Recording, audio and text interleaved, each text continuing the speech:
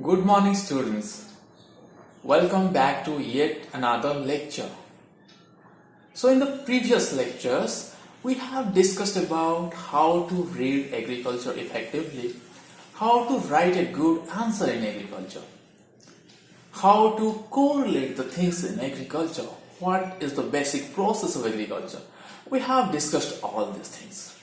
So in today's lecture, I will tell you how agriculture is diversified in our country, how agriculture evolved in our country, what is the present status of agriculture in 2021. So stay tuned with this video till the end and you will know a lot about agriculture in our country, especially in India. So without wasting much time, let's switch over to the topic. So what you think if I'll tell you about India? Of course it is our nation and we all love our country. But if you think with respect to agriculture depends on climate, soil, weather. Okay, so with respect to agriculture, if you think, there are different geographical locations in our country which have wider variability in terms of agriculture. Suppose we have different soil condition throughout the nation. Okay, like if we go to like Tamil Nadu, we find the unfertile laterite soil. And simultaneously, in our Indo-Gangetic plain, there is fertile tract of alluvial soil, we find. Then if we go to Gujarat, Haryana, Punjab, we find the saline soil, salt-affected soils. But simultaneously, if we go to northeastern state, if we go to West Bengal, if we go to Odisha, if we go to Kerala, we find acidic soils, right? In terms of weather, if we go to Rajasthan, we find very little rainfall. That is the desert area in Rajasthan. Simultaneously, if we go to north, on the other hand, if we go to northeastern states, we find the world's wettest place is the northeastern states of India. Okay. Again, if we go to Kerala, we find it is like in the mean sea level. On the other hand, if we go to Ladakh, if we go to Kashmir, if we go to Himachal Pradesh, the altitude is very high and temperate climatic condition is there. Again, if we see the coastal plains, we have around 6,100 kilometers in mainland, I'm telling, that is 6,100 kilometers of coastal area. Okay. So, and there is also, we find Deccan Plateau.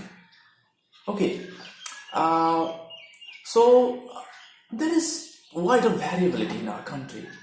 And so the agriculture, if we find in the southern India, there is a cultivation of groundnut, cotton, paddy, and your millets. Okay. But if you go to northern India, we find oats, wheat, maize, all these things. So, how you can correlate the variability in agriculture, because as I said, agriculture depends on soil, agriculture depends on climate, agriculture depends on weather, everything. So, you might have got the idea about the variability of our country. Yes, it is a bliss, because if it was same throughout the country, then we are supposed to go for 1 or 2 crops in our country. So that would be a problem with nutritional security. There would be a problem of food diversity there. We have to import a lot of product. But now we are exporting things, right? So how agriculture evolved in our country? let me tell about some institutions. They are responsible for development of agriculture, and initially they developed, and there are a lot of institutions now under ICAR who is working great to enhance the agricultural output.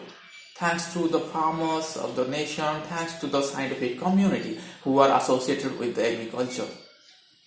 So first, if we see there are certain colleges in the early 90s, then IARI, Indian Agricultural Research Institute, at that time it was Imperial Agricultural Research Institute. It was established in 1905 in Pusa, Bihar at that time. Then in 1934 it got earthquake and the building collapsed, and in 1936 it was shifted to New Delhi, right? So again we have ICAR, that is the head organizational body, that was set up in 1929, more specific 16 July 1929 in New Delhi. Then again first agriculture university. So there are three kinds of agricultural activity what regulate the development process. One is three kinds of institution I am saying. One is for teaching purpose, where undergraduate and postgraduate and PhD students, they get taught, they get to know about agriculture. Universities, there are certain research institutions who works day and night to improve different sectors of agriculture, different sectors of agriculture. They are doing some research. Okay, and the third is extension activity, which is a linking between who are always trying to link between to reduce the gap between the scientific community and the farming community. They do the transfer of technology. They let the farmers know what is developing, what are the new varieties developing, what are the new technology out there. So first agriculture university was established in Pantnagar, Uttarakhand, that is Govind Ballabh Pant University of Agriculture and Technology, GBPUAT. Then first, like we said, first the IRI was developed in 1905, and the organizational body who coordinate all this, that was developed in 1929, the ICAR. Then our KVK, first KVK was established under TNU, that was established in 1st April 1974 in Pondicherry. Okay, that was under TNU, Tamil Nadu Agriculture University, and that was established in Pondicherry, that is Puducherry. Okay, so till now we have around 63 state agriculture universities under ICAR. We have four deemed universities. We have 3 central agriculture universities, and we have numerous research institutes also. We have like 64 research institutions. We have 13 project directorate. We have 15 national research centers in India. We have 6 national bureaus in India. Okay, and about KVKs who done this extension activity, we have till date we have 721 KVKs in India. Okay, can you imagine such a wide dimension of research, extension and education? They coordinate the things of agriculture, and they boosted our agriculture like nothing. If you people are thinking that okay, there are so many agriculture institutions, what they are doing nothing. But let me tell you that you are wrong. If I give you data I am giving in this video, then you can only understand how they developed our nation, because we are at a population level of 1.35 billion in this country with 2.5% of global area.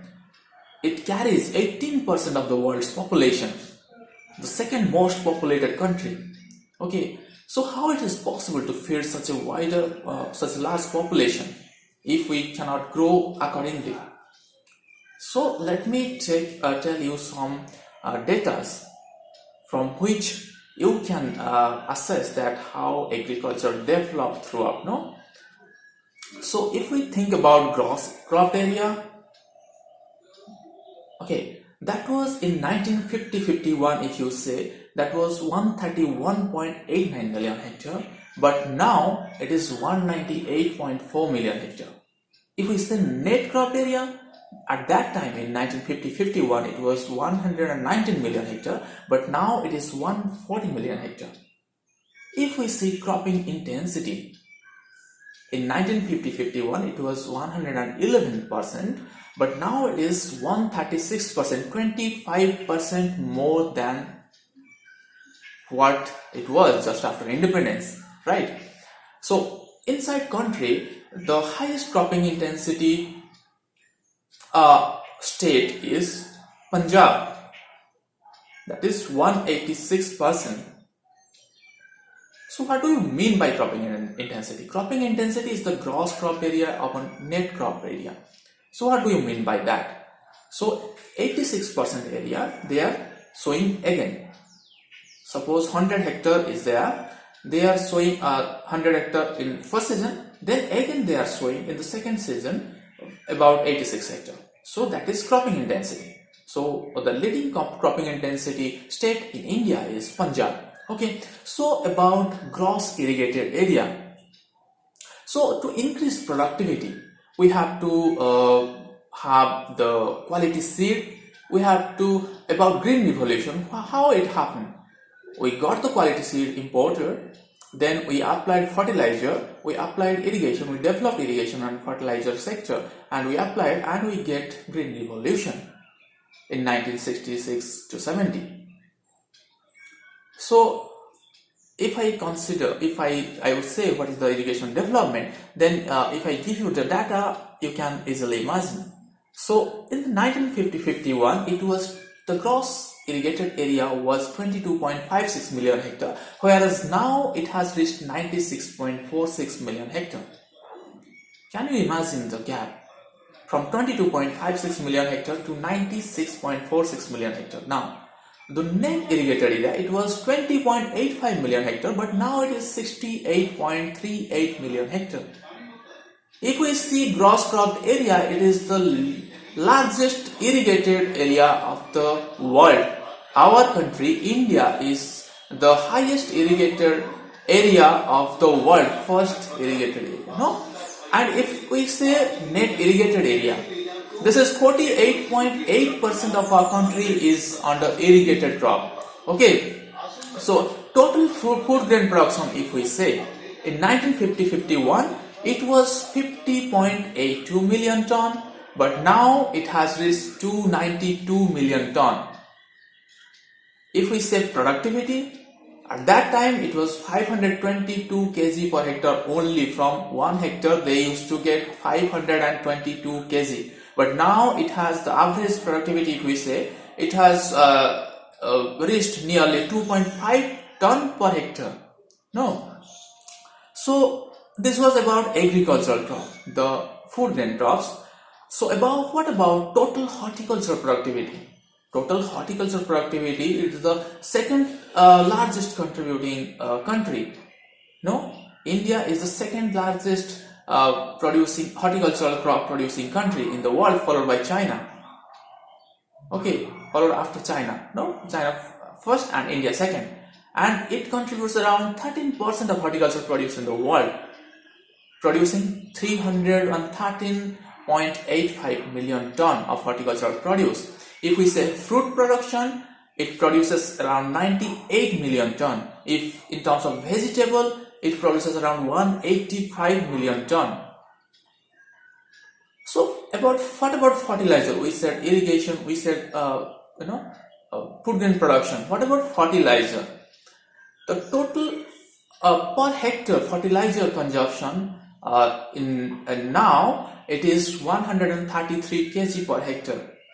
Okay, but this is the India average. But in 1991 and 92, I didn't find that data from 1950-51. But in 1991 and 92, it was 69.85 kg per hectare. So that time it was 68.5 kg per hectare. But now the average fertilizer consumption per hectare is 133 kg per hectare. The highest fertilizer consuming state is Telangana. It uses 245 kg per hectare, 245 kg per hectare, followed by Punjab, where they are using 225 kg per hectare fertilizers. But the fertilizer ratio, that is the recommended fertilizer ratio for cereals, that is 4:2:1. We have to apply 4 fraction of nitrogen, then we have to have the phosphorus and again have the potassium. But the national average is 6.7:2.4:1, much higher than that, because the farmers in India, they generally apply nitrogenous fertilizer. Okay, and this is the national average. The shocking part is the leading states in India who are producing more, they are using more and more nitrogenous fertilizer, which is really bad for them. Like, I'm giving the example, like in Punjab, the fertilizer ratio they are using is 31.4:8:1. In Haryana, they use the fertilizer ratio of 27.7:6.1:1. So what happened when you use that much fertilizer? So the consequences are like lower nutrient use efficiency, lower soil health. Their soil health is degrading much rapidly. Then they are facing the problem of yield stagnation and lowering productivity. And there is degrading soil in India, growing it day by day. So the total degraded land in India till now, it is 96.4 million hectares, though it is reducing day by day. We are doing some amelioration process and from some government initiatives. So now the present status of degraded land is 96.4 million hectare. In textbook, we used to read that 187 million hectare. Then we again in 16-15 there was some data like 120 million hectare, but now it is 96.4 million hectare. So if we say the production status of different commodities in India, like we are getting rice production this year around 117.47 million ton, which is 5 times higher what we get during 1950-51. And wheat production we get 106.21 million ton now, which is 16 times higher than what we get in 1950-51. About pulse production and nutricereal production, we are the leading country in the world. We are producing 23.02 million ton of pulse right now. And nutricereal also, we are the top producing country. In milk production, as you know, this is the capital of cattle, cattle production. There are huge numbers of cattle population in India, the leading country. We are also the leader of milk production. We are producing 194.8 million ton milk, which is 8 times higher than what we get in 1950-51. Okay, so this was the basic data I have collected for you. In different competitive examination you face this kind of data. So I will give you the data in the link. I will give it so that you can download and make it reference for your future examination. So we are saying that India is the agrarian state, agrarian country, and agriculture is the backbone of India. Why people say that? Do you know? Because agriculture has significant importance in Indian economy. How? I am telling you. Whatever GDP of a nation, agriculture contributes around 16% to that. Though it is followed after like service sector, which contribute around 50% to the GDP, then industry sector, which contributes around 25% to the GDP, and manufacturing sector, which contributes around 14% of the GDP. Though it is third most important contributing sector to the GDP of a nation, but it stabilizes, it gives sustainability to the economy. How? If we see recent example in during COVID pandemic, our GDP fell around, in the first quarter it fell around 23%, and the second quarter it fell around 7%. If we say about sector which are contributing to the GDP, the service sector, the fall was 20.6%. In industry sector, the fall was 38%. And in manufacture sector, the fall was 39.3%. But in agriculture, it was risen by 3.4%, which stabilized the economy. Okay. So from agriculture export, we get revenue during the early 1950-51, like that. During that period, what was there? The condition was just fill to mouth, fill to plate. The begging bowl concept was there. But now we are exporting and we are earning so much, huge quantity, huge amount of money, foreign money, by exporting the agricultural commodity. In 2019 and 20, we have exported and earned around 37,397 crore rupees, and it was increased 81.7% post-COVID era. Okay, so whatever employment out there in India, around 41.49% employment is involved in agriculture in 2020, which is declined day by day. Yes, of course. In 2016 it was 59%, but now it is 41.49%. But still, it is half of the employment, giving half of the employment generation. So for this, agriculture, if we are writing in pen, that is agriculture. If we are wearing clothes, that is agriculture. If we have a good health, that is due to agriculture. So we can easily say agriculture is the backbone of India, and it sustains our economy, it sustains our food security. So at last, I would say, do not neglect agriculture. People now, they are leaving engineering, they are leaving different sectors, they are different business and switching over to agriculture. Because agriculture is a novel profession. You are doing such a novel work. The farmers doing such a novel work. And the scientists, agricultural scientists, they are doing such a novel work. So this much for today. So today we learned about the data, about the present status of Indian agriculture, why we call Indian what are the institutions involved to boost our agriculture, why we call agriculture as a backbone of Indian economy, why India is considered as an agrarian nation. So these were the we discussed these topics today. So this much for today, and have a great day. See you in the next video. Till then, bye bye.